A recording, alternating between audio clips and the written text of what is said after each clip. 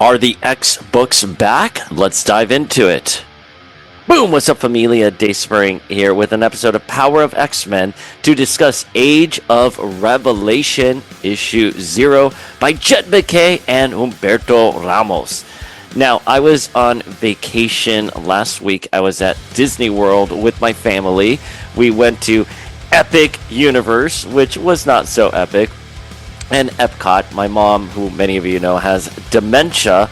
We wanted to take her on, I don't want to say like a final family trip, but a family trip where she was still capable of enjoying because she has taken a very sharp decline in the last few months. But anyways, so I didn't know what published last week.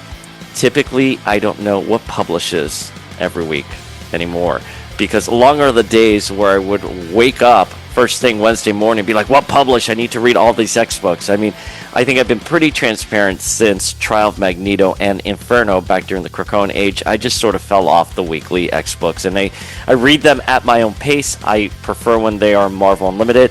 When I get an advanced copy, I'm grateful for it. I will go buy the digital or physical copy to support because I do believe in supporting the X-Men IP. But I was sort of jogging the other day, and I was on like mile 3, and one of the comic book YouTubers I see reviewed this, and that person gave it a very negative review, and I tend to agree with that person. I just want to be very clear about that. But as they were talking about it and breaking it down, I was like, are they being a little overly critical here? Are they being a little too meticulous? Because the story actually sounded fine, and so I was like, but I thought Age of Revelation wasn't happening till the fall. This is July. And I was like, oh, it's issue 0. And issue 0 came out. Surprise! And issue 0 came out. So completely caught off guard by this. So I was like, okay, I'll take a look. I'll take a read. I'll take a read on this. And so I downloaded it. And you know what? I liked it. Now, in fairness, though, I like Jed MacKay's writing. We've had Jed MacKay on the podcast. Well, I was going to say twice, but I interviewed him with Cole L back when I was doing Masters of Comic Books. We interviewed him there for his Black Cat and Moon Knight. And we also interviewed him last year at the start of From the Ashes. He is a great guy. I've seen him at cons before. He has recognized me. He has been very generous. He's very tall. I mean, I'm about 6 feet, and he was tall. Like, wow. So he must be like 6'3", 6'4". Very nice guy. Great writer. Heavily inspired by Grant Morrison, and I think you see those elements of Morrison here in Age of Revelation 0. Now, I think a lot of people would think just because of the way the crossover is set up that this is more like Age of Apocalypse, except Revelation. Who, you're asking, who is Revelation? Revelation is Doug Ramsey. He became the Heir of Apocalypse in the Heir of the Apocalypse miniseries. And I kind of like what they said here, actually, in the issue, or maybe it was a commenter who said it. But regardless, I like this phrase, which is Doug Ramsey represented the weakest of all the mutants back in the day, and now he is the strongest. And, you know, under that mindset for this crossover, I'm like, you know what? Yeah, that's pretty cool. Jed MacKay, I think, is a great writer. My qualm with Jed will never be his actual writing, his structure, his dialogue. I think it's all on point. My thing is overall positioning, right? It's positioning of the characters and where they're at in a post-Krakoan era. That is not something I don't think that Jed MacKay can help, but it's something that Tom Brevoort and the editorial and Marvel as a publisher should be in charge of. So let's dive into this issue. As I said, I don't think this is Age of Apocalypse coded at all. This is Here Comes Tomorrow coded, especially with this shot right here. Basically, what we have here is a dystopian future where the timeline broke because of a single moment. And that single moment in this timeline is when Doug Ramsey is welcomed onto Cyclops' team. Now, we are covering Grant Morrison's new X-Men on the podcast. So we are not at Here Comes Tomorrow yet because Here Comes Tomorrow is the finale. But Here Comes Tomorrow deals with the timeline broken at a certain point. In this case, for Grant Morrison, is when Scott walked away from Emma at Jean's grave. And the timeline gets reset by Scott and Emma coming together because Jean pushes them together. And it avoids this dystopian future. That is 100% what happens here.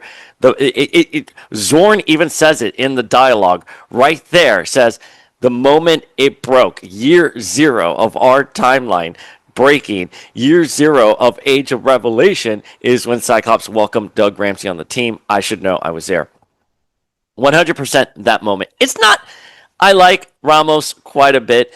It's not as dramatic. Like the Mark Silvestri pages for Here Comes Tomorrow, where that timeline breaks, where Cyclops walks away from Emma, you feel that that was an important moment.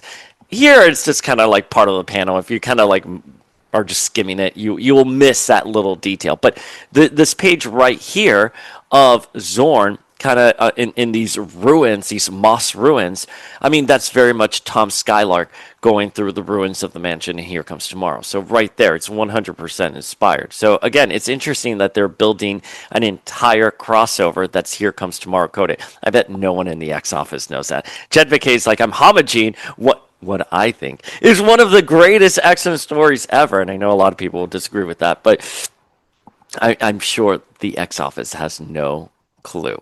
So here we are. There, so Revelation has taken over the territory around Philadelphia, and it is explained here that Revelation has a God voice. So one of the things he really wanted to do was free Fabian Cortez from prison, and Cyclops was like, I don't think that's a good idea, and Doug Ramsey's like, no, you agree with me. And he goes, I agree with you. We'll hit S.H.I.E.L.D. tonight.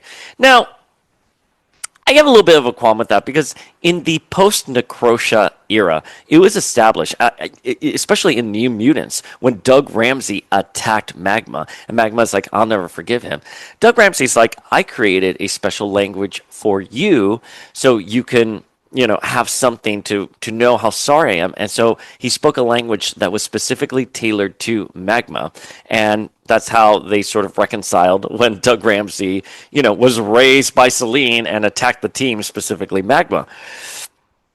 I don't think he needs a God of Voice power set here because I would have liked him to have been manipulating Cyclops, not as like mind control, but because he had tailored a language or understood how Cyclops makes language and expresses language that he could be on the same page. I mean, that is a fascinating and limitless part of Doug's power set, is that language is in everything, right? It's in the way that we express ourselves. It's in the way an architect designs plans. It's in the way that a designer designs clothes. I mean, that is language. And I don't think you need like a blanket god power is all I'm saying. I think it would have been a little nicer for Cyclops to have been manipulated because Doug Ramsey is quite literally speaking his language, not manipulating him.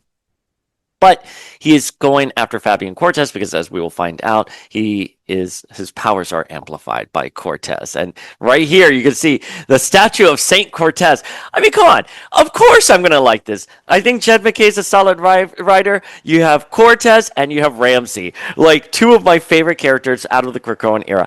I am obsessed with this. Again, and the art is fun. It's beautiful. Again, there is this post-apocalyptic. It's not as grim as like The Road, I would say, but it is more of a like Eden, Lepoki, California vibe to it, where it's just like there's this curiosity. Again, I think you have that curiosity with The Road, the novel The Road, but that is very bleak. I mean, this is kind of bleak, but it's not as graphically bleak, right? This is like fun bleak. This is fun dystopian. Anyways, another thing that I do want to point out here is also that Cyclops was possessed by Apocalypse during the 12, and it was something that was explored in Search for Cyclops and something that was very much analyzed during New X-Men. And again, because Jed MacKay is drawing on so many elements from Grant Morrison's New X-Men, I'm curious why he hasn't sourced that Cyclops endured a lot of trauma and life-changing milestones while being possessed by Apocalypse. It's, again, this is when you start making the world feel a bit more flushed out when history does matter. Again, this is a story. I mean, the 12, Grant Morrison's New X-Men, we're going on 3 decades with them. So I get it. I'm not gonna sit here and be like, oh, why don't you talk about when that time Cyclops was possessed? But it's a missed opportunity, and I'm shocked because it's such low hanging fruit that Jed MacKay did not go for that. And again, I think it would be interesting to explore that side of Cyclops. Maybe we will. Anyways, so Cyclops leaves the team after that. I believe Magic died on the raid to save Cortez, and Juggernaut then left. And then a mysterious X virus started coming up in Philadelphia, and Philadelphia became quarantine, as you can see right there.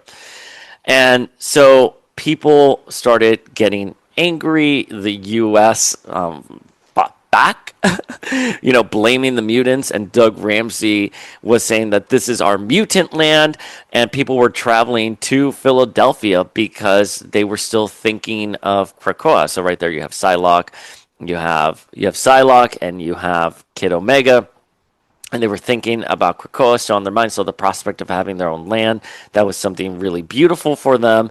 The U.S. attacks, and as a missile is about to fall on their new land, Doug Ramsey, Cortez, and Vanisher come together, and Cortez is able to amplify Vanisher's powers, and he is able to teleport the missile to the Pentagon, and here you have the DC crater. Damn, like that's, oh, dang, you know what I mean?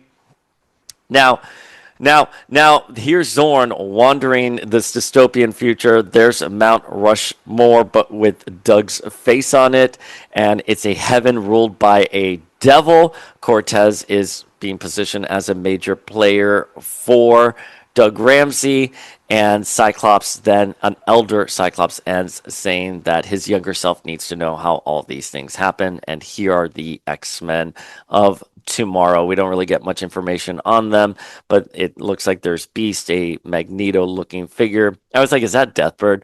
We'll see. All of these characters will unpack once we get more information. And then, of course, we get the new titles, which we'll go through in a second. But yeah, so I thought it was a fun first issue. I said the same thing about Sins of Sinister. It was either issue 0 or issue 1, whatever the first issue of Sins of Sinister was. I was like, this is fun. Sign me up for this. I wish this was a summer read, because given how bright and energetic Humberto Ramos' art is, I would love to be reading it like right now on my terrace, in summer, and be like, oh, this is a great summer read.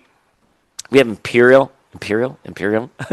I think it's Imperial by Jonathan Hickman, and that's fine. It's a heavy read. I would have preferred that for the fall, to be honest with you, especially since we're getting like the Xavier and Lalandra tie-in. So I would have put Age of Revelation, given how fun it is, more as a June title so we can enjoy it. Oh, and instead of the giant size books that are awful. They're terrible. And the Hellfire Vigil, all terrible. But this was fun. This was really, really fun. And they say X years from today. I wonder if it's 10 years from today, right? Is that how it goes? Here's a sketchbook, by the way. There you can see Deadpool, Undead Deadpool, Cable. Oh, looks absolutely great. Here's Wolverine or Dark Beast or someone else. Great question. I don't know. You tell me.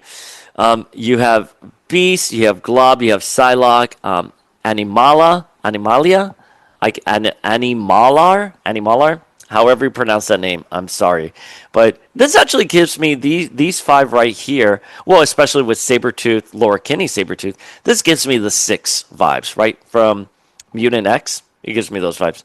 There's Wolverine and Cyclops. I love Cyclops' design there. He looks so good. Yeah, there's Fearless, Fantastica, Kid, Man-Thing, and Magni. Very great designs. The designs look great. Absolutely wonderful. I've no qualms with it. I think you should go pick this up. You should go pick up this issue, read it. I will say, I think the Mount Rushmore with Doug's face on it, that's kind of cringe. I know there was someone who told me this about the rule of cool back when I was saying the Red Surfer, right? Remember during X Manhunt where Cyclops blasts Magic Sword and she, surfs to the ship that's getting away. She's like, I'm the Red Surfer. I was like, this is so lame. And someone was like, the rule of cool. Fine, you can have rule of cool. But that wasn't a cool moment, and this isn't a cool moment. And I think that plays to bit of a younger audience that I don't think the younger audience is there anymore. And when I say younger audience, I think anyone below the ages of like 18, let's say like your late teens. I don't see any kids at comic book stores anymore. When I was growing up, I saw other kids my age at comic book stores. I don't see any. I haven't seen kids at a comic book store in such a long time. I go to Midtown Comics in Midtown on 42nd Street, and I, of course, see tourists there who are coming to a comic book store, but sort of my local comic book stores, I go to the Midtown, like in Fidei. That's my like local comic book store. Never see any kids there. The ones here in Florida and South Florida, I don't see anyone. Again, there are exceptions when it's touristy or people are going in to buy Funko Pops or manga. But in terms of like the actual comic books, don't see a younger audience. So let's go through the titles. Now that I've ranted on that, and you're like, no one cares. So our titles are Amazing X-Men, Unbreakable X-Men, Expatriate X-Men, The Last Wolverine. All solid. Very happy with those 4 titles. Cloak or Dagger. Binary, which is it going to be Carol or Jean? Maybe both. I don't know. Obviously, Stephanie Phillips is going to be writing that. That's going to be the Substitute Phoenix title. Shrug. We'll see where that goes. Iron and Frost. So Emma Frost, perhaps as Iron Man. Laura Kinney, Sabretooth. Let's see. Rogue Storm, a Rogue versus Storm title. Radioactive Spider-Man. Great. What's up? What's up, Spider-Man? Omega Kids. Long Shots, which deals with Mojo and Longshot. Totally there for it. The Sinister Six, which has, I forgot who all the characters were, but it was something like Domino and Havoc. Here for it. Undeadpool, X-Vengers, and X-Men Book of Revelation. Great. So those are a lot of titles. But I'm here for it. So it's starting this October. I think this is fun. Let's see what they're doing. What this gives me is this. I kind of did get some tea on the back end that this was coming. I mean, we saw the promos for it, of course, but I kind of got the tea that it was how it was unfolding. So I was like, okay, they're putting together something. I don't want to say last minute, but in publishing, I think this is something that people often forget. You plan ahead. You have to think about what you're going to be publishing 6 months from now. So even though it was a while ago that I heard about this, I was like, oh, okay, wow, that it's kind of coming together right now when you think that would have been part of a larger plan. My feel is this is a hold crossover, kind of in the same way that X-Men Disassembled was a hold crossover, and Age of X-Men. Those were all hold crossovers in order to get to the relaunch, which was House of X Powers of 10, the Krakoan Age. So this to me feels like they're holding the months as they're preparing for a larger launch. That's just my opinion on it. Let's see where it goes. Even so, regardless of that, whether I'm right or wrong on that, speculation, I have no tea on that. That's just speculation. I'm pleasantly surprised at how much I like this issue, and I would love to know your thoughts below, Familia. So please hit us up at Power of X-Men on Instagram. YouTube is always going to be a work in progress for us. For like the 5 people who tune in, thank you for tuning in. Hit that subscribe button if you should be so inclined. We really do just love to geek out, chat about comics. We have liked X-Men since the early 90s. We are going on 4 decades. In a couple years, I will be an X fan for 4 decades. I'm now technically I'm like 34, 35 years of a fan. But anyways, give us your thoughts below, Familia. Let us know your feels on Age of Revelation by Jed MacKay and Humberto Ramos. And we'll see you next time.